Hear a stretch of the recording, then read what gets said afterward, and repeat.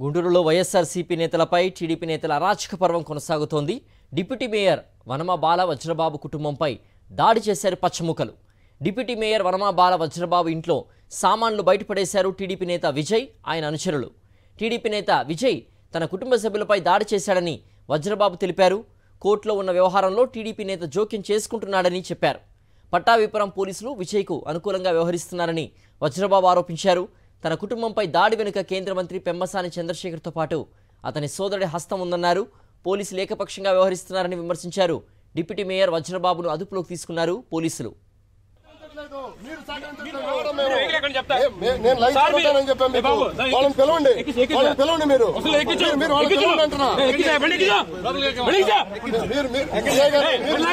మీరు చేస్తుంది చాలా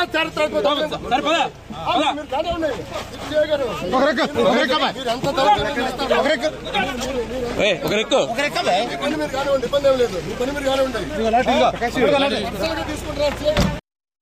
యనమాల విజయకరణ్ అనే వ్యక్తి తెలుగుదేశం పార్టీలో ఉన్నాడు కాబట్టి నేను ఇవాళ వైఎస్ఆర్ కాంగ్రెస్ పార్టీలో కీలకంగా గుంటూరు నగర అధ్యక్షుడిగా తాటికొండ నియోజకవర్గ సమన్వయకర్తగా ఉన్నాను కాబట్టి నా మీద కక్ష సాధింపు వాళ్ళు చేయలేక నా కుటుంబ సభ్యులకు సంబంధించినటువంటి వీళ్ల మీద చేస్తా ఉన్నారు. ఏంటయ్యా నేరం అంటే ఇది ఎప్పుడో 1993 నుంచి 78 నుంచి కోర్టులో డిస్ప్యూట్లో ఉంది. స్టిల్ నా ఈ రోజు కూడా కోర్టులో డిస్ప్యూట్, సివిల్ డిస్ప్యూట్ నడుస్తా ఉంది. ఈ సివిల్ డిస్ప్యూట్లో యనమాల విజయకరణ్ అనే వ్యక్తికి ఎక్కడ కూడా సంబంధమే లేదు.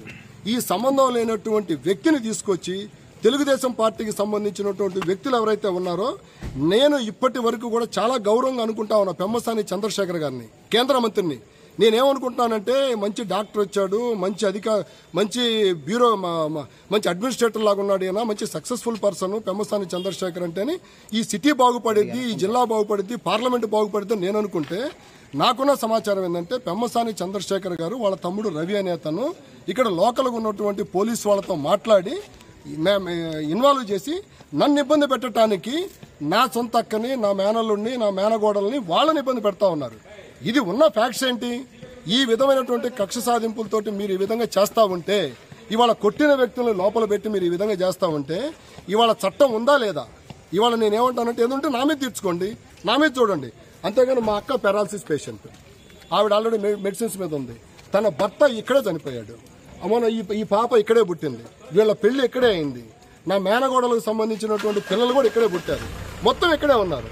ఈ విషయాలన్నిటిని పూర్తిగా వదిలేసేసి ఎవరైతే ఆ ఇంట్లో ఉంటున్న వ్యక్తులను బయటికి తీసుకొచ్చేసేసి కొట్టిన వ్యక్తులకి కాపలా కాస్తా ఉన్నారు. ఇవాళ ఇది ఎంతవరకు సబబు అనే దాని మీద నేను మాట్లాడుతా ఉన్నాను.